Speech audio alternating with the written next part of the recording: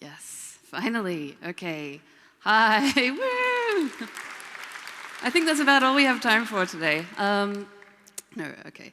So, thank you. Sorry for all of this. I've also started getting a little bit sick yesterday, and I've been really worried about losing my voice. So, if it does start to go, I've practiced an interpretive dance version of this, so hopefully it'll be okay. So today I want to talk to you about creating products for the next billion, about the context and what works in practice. So you might have heard this phrase, the next billion, before. It gets talked about in tech news a fair bit. But if you haven't, that's fine, because I'm about to go through it anyway. So the next billion means it refers to the next big wave of people that are going to come online. So people here in the Western world are generally already online, not everyone, of course, but a lot of people. So in Europe, we have about 80% overall are already connected, and this is much higher in individual countries, like the Nordic countries are all close to 100%. In the USA, we're at about 75%. In Australia, where I'm from originally, it's 85%. In Canada, we're at about 88%. So these are people that are connected via like broadband on a desktop device, a laptop or a desktop, or mobile devices on a cellular connection. So basically, when we say people are connected, it's like someone who has access to the internet and uses it at least some of the time. Can anyone guess where Poland sits in terms of the European average? I think it's more than 80% or less? It's less. It's about 68%. So, I mean, these numbers are pulled from the World Bank, and there are a few different places that put out these kind of figures, but so it does vary a little depending on whose study you're looking at. But for the purposes of this talk today, I don't really care. My point is that there are a lot of places with a lot of people who aren't online. So far fewer people walking around with their heads in their phones. A lot of people who have never filled out an online form and have never messaged someone on Facebook or WhatsApp. So in Mexico and Brazil, which are places with big populations and big emerging economies, there's probably about only half connected. And this is actually one of the better stats. So in South Asia, it's less than a quarter. And in sub-Saharan Africa, it barely scrapes 20%. And this is overall in Africa. Like a lot of countries, individual countries like Somalia, it's about 1% of people are online. So they're hugely populous areas with a lot of people who aren't online at all. But it changes very, very fast. This is changing now. So the cost of mobile data is decreasing, and the availability of cheap handsets is really increasing. So we're seeing more and more people come online. In Nigeria, for example, you can buy at a street market like this a really cheap, secondhand, like Chinese knockoff of a Blackberry phone, like not even a real one, a fake one, or some kind of Android device. And you can buy about 300 megabytes of data with 500 naira, which is about €1.40. So it really opens up a whole new world for these people. And I mean, this is still quite expensive for a lot of people, but it is becoming more affordable. So this is who we refer to when we say the next billion. They're the new internet users in these emerging economies. So they're connecting from places like Sao Paulo, like New Delhi, Lagos, and Kinshasa. And serving these users is really a no-brainer. First and foremost, I think it's an ethical imperative to do this. We should serve them because it's the right thing to do. It's fair, it's democratic. I would say it falls under this broad umbrella of accessibility.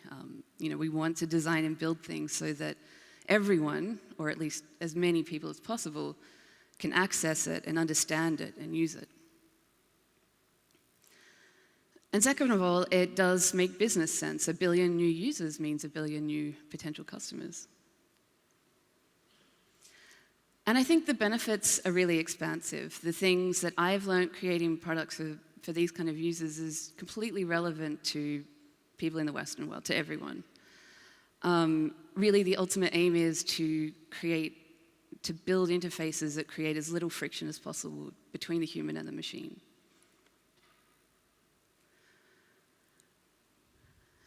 Empathy, it's often cited as one of the driving principles in the design process.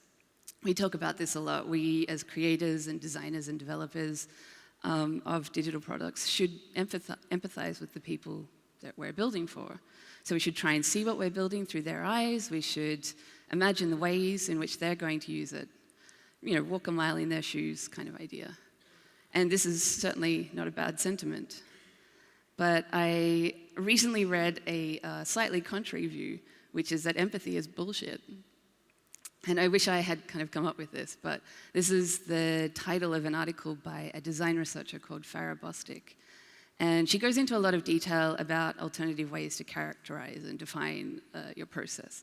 But this particular phrasing just had a nice resonance for me.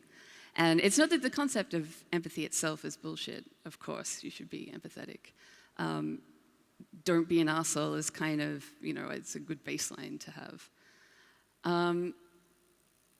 But when I see this phrase, I think that it means that empathy should not be a replacement. It shouldn't be used as a replacement for research.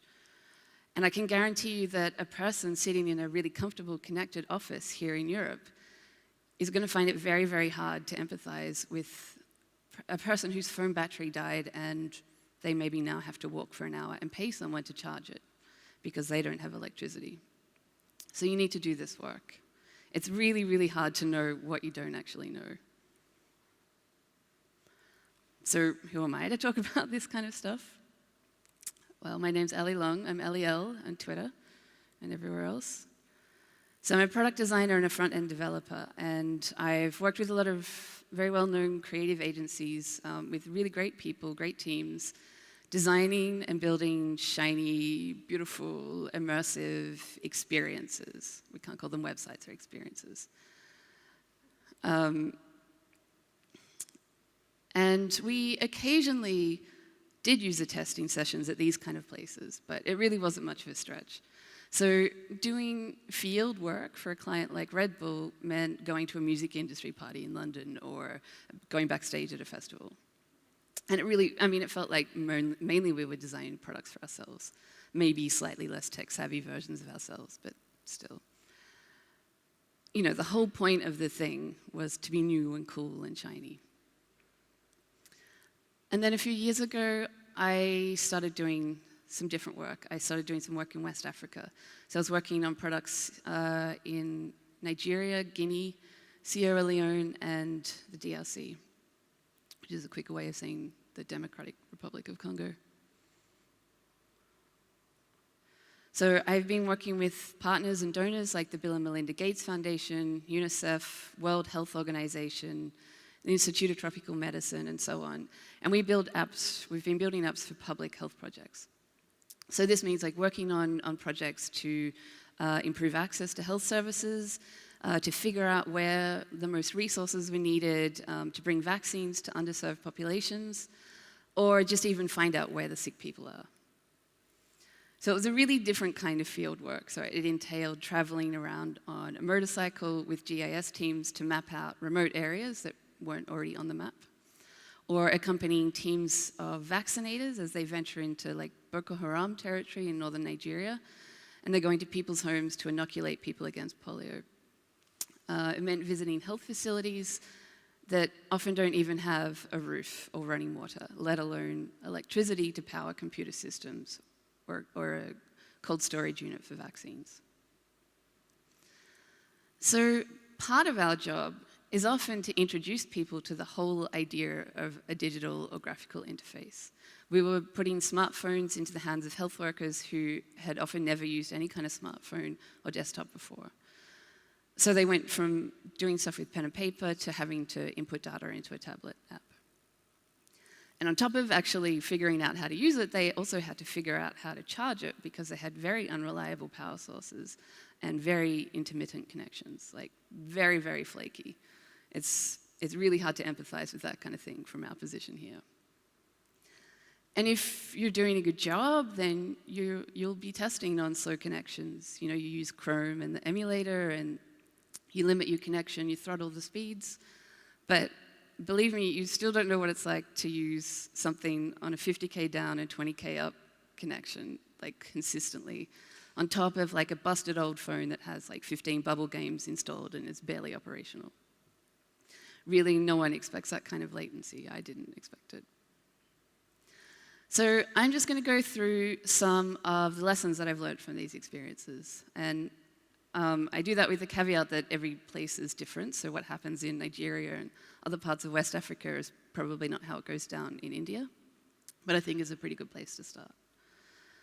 So I'll give you some idea of like the context and go through some pretty specific examples of like the patterns and conventions that we had some success with. So what's the typical user like in Africa? There really isn't one. Just like there isn't like a typical European user, there isn't a typical African user. I've encountered like so many people with such a broad spectrum of comfort with technology. And a lot of people are very comfortable with it and have multiple phones and tablets and laptops. But there are plenty of others who are total novices. So this is what I'm focusing on right now.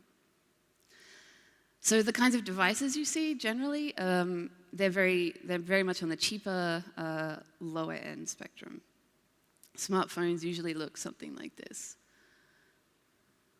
They're almost always Android. They're almost always very, very cheap hardware. You get a lot of like Chinese-made phones and knockoffs.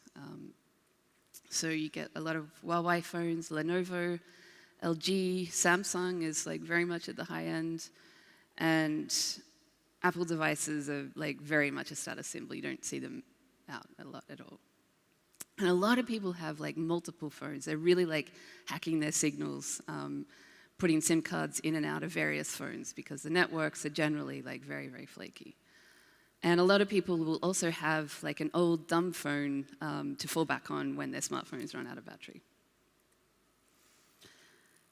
You get some real workhorses. You get like really scratched up screens. Sometimes people have glare protection films on them and like big rugged cases as well. So it makes them really like less tactile and like harder to see. The screen quality is really not generally very high. Chrome, of course, is the default browser in Android, but Opera Mini is really huge in Africa. It's the lightest in terms of the data usage and the system requirements. So a lot of people install and use that. The connectivity is really bad. You can expect phones to be offline for most of the time, and this is either because there's no coverage or because the data is really expensive in proportion to your income. So remote and rural areas, like you may not be connected at all, and even in the built-up areas, you're often going to struggle to get a signal. And you rarely see Wi-Fi or broadband anywhere. So where possible, like trying to build in some level of offline first functionality is like super important. And even when you do have a connection, it's so slow a lot of the time. It's like treacle. It's difficult to work around this, but there are some things that you can try and do to make the UI seem a bit snappier. So don't tie UI elements to like really long-running operations like network requests, and don't block navigation or other UI elements. So any like spinners or progress bars or anything, you should try and get them in line. And charging your phone in West Africa can be a massive pain in the ass for a lot of people. I'm sure everyone knows that kind of feeling of panic when your battery hits 5%. But I mean, you can imagine seeing that when you know that you have to wait until tomorrow night when you can walk to your uncle's place 6 kilometers away and charge it on his diesel generator and then sit around talking to him while it charges. So if a place does have electricity, they're going to be very, very popular. So this was at like a very newly renovated health facility in Guinea, and it had solar panels. And every power point in the place was like taken up. People would go there just to charge their devices. But even charging things is slow. A diesel generator will take about 2 hours to charge a phone, and a solar power, 4 to 5 hours. So if your app or your website is like sucking up battery life for no kind of really good reason, then you're the one that's kind of responsible for making someone walk an hour to charge their phone again. And because of this reason, people turn their phones off all the time. So they'll buy a little bit of data to do a specific thing. They'll turn it on, do the thing, and then turn it off again. So this saves their data and their battery life. So stuff like push notifications and background stuff, background refresh, sync and things like that gets really tricky. So you need to be really smart about the way you use service workers. Generally, touchscreens are much easier for people to use than non-touchscreen devices. So for one project, we trialed both a tablet version and a laptop version of the same app. And the laptop version was really a bit of a failure. Most people have been introduced to technology via a smartphone. So using a laptop where the input is really separated from the screen took forever. Like it took people forever to type stuff. They would look at one letter and then look back at the screen and then type their next letter. And it's also like it's much heavier, and so it's harder to cut it around and charge it again. Gesture-based navigation, like no one really understands your gestures. So like swipe, pull down, pull up, like it just doesn't really work too well. So buttons are kind of easy buttons. People push them, they know what they're about. And people do start to learn the gestures for sure, but you need to be kind of pretty careful about how you introduce them. Where possible, try to only use the visible area of the screen as your canvas. Because often if it's not on screen, then you're in a bit of trouble. And I know everyone probably thinks we've moved on from this people don't scroll argument, but people really don't know how to scroll. It's a really unintuitive thing for a novice tech user. So like really long pages or off-canvas navigation are very hard to use. So this is like a classic example of like a form, a long form which we encountered a lot. People have to collect a bunch of data about a person or a patient. But in this kind of setup, it's really hard for like a newbie to realize that there's more kind of happening beyond the screen surface. And this doesn't even like get into like form validation when you have off-screen elements. So a good alternative that we found is to use like a more sort of wizard-style interface. So break things down to one main action per screen, so it's really obvious what needs to happen, and keep everything in the same view. And try to avoid concealed elements generally. And a really good example here is the select tag.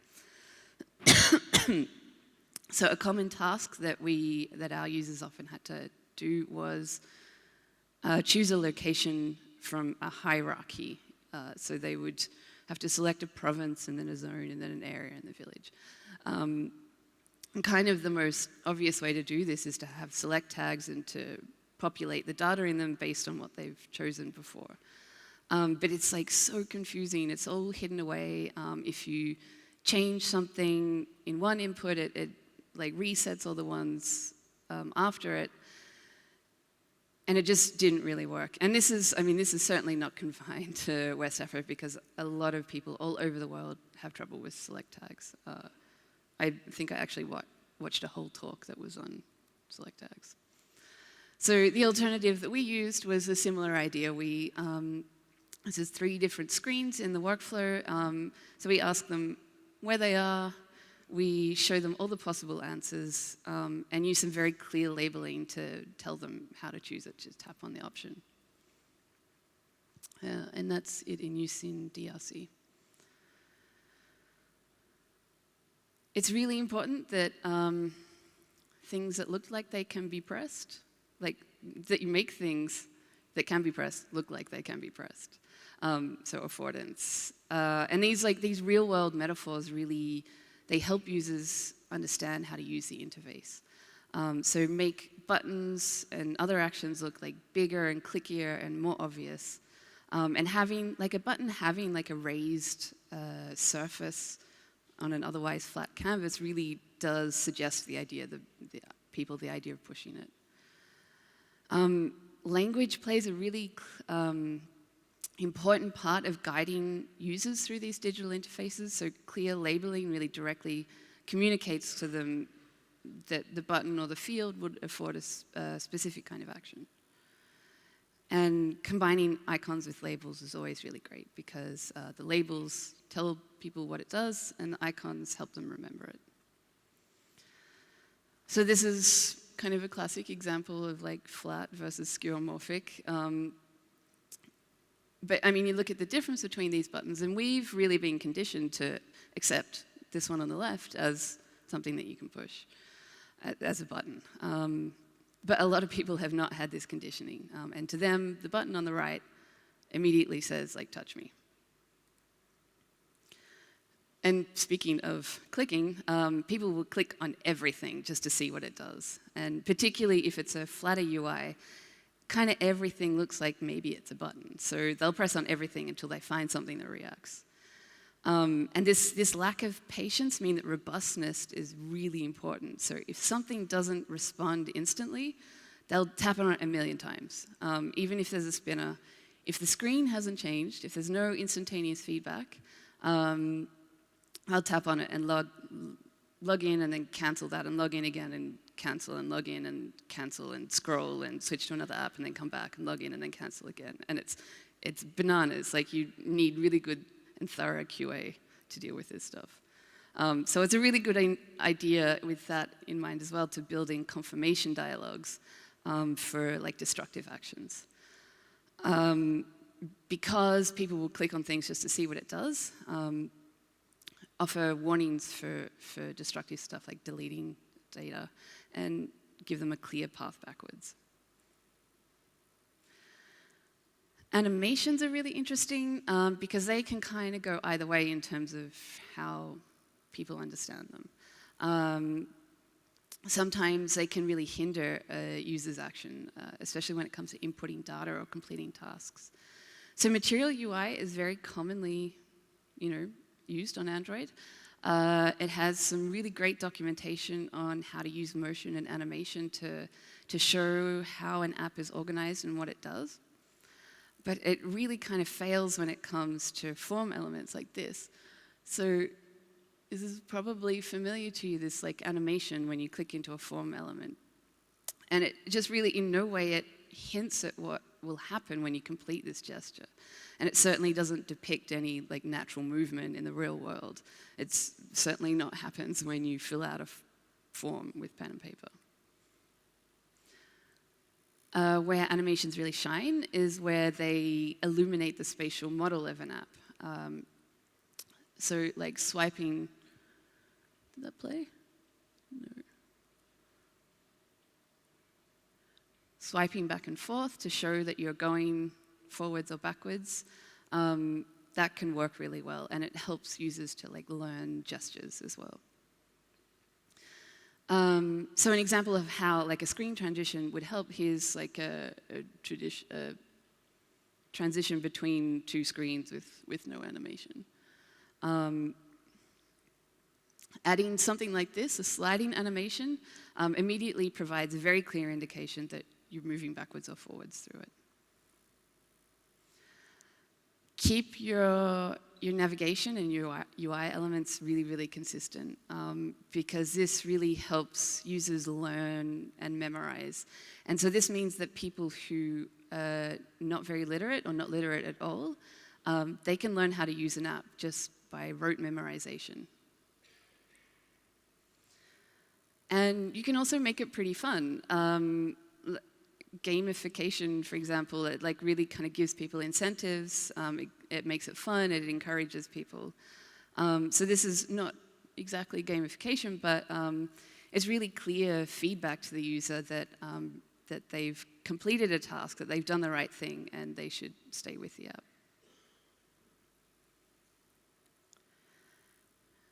When you're in doubt, just steal from other well-known apps. or like borrow, whatever. There are certain apps that almost everyone in West Africa uses. So Facebook, WhatsApp, Gmail. If you're ever in doubt, you look at the UI and the navigation patterns that are common in these apps and emulate them. So nearly every health worker that we provided with a smartphone eventually downloaded all these apps. Like everyone's phone that I looked at had Facebook, WhatsApp, and Gmail. So just a quick word on how to kind of like go about gathering these insights. It's not just UX people who really benefit from shadowing these users. I think where possible, including developers in the process is ideal. There are so many technical challenges in creating good experiences for people in these environments. It's not just about like surface and UX stuff. To be able to really effectively collect field data, you need to be able to speak or at least bridge local native languages. And generally, like a team with a mix of locals and internationals is ideal because it allows you to kind of bridge that gap in understanding, but it kind of brings an outsider's perspective to it as well. And when you're talking with people, keep quiet as much as possible. So don't be kind of tempted to fill in silences. It really prompts the user themselves to like guide the narrative, and it can take you in really unexpected ways because we don't really have an idea of what it's like to use an app in Sierra Leone.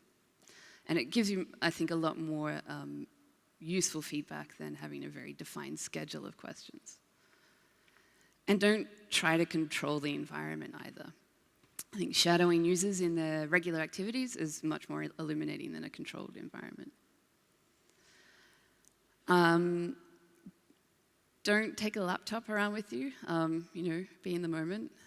You can jot notes with pen and paper and take lots of photos and videos, but try and write up your findings like in a more structured way at the end of every day, so that the memories are still fresh, but you're not disturbed while you're doing it.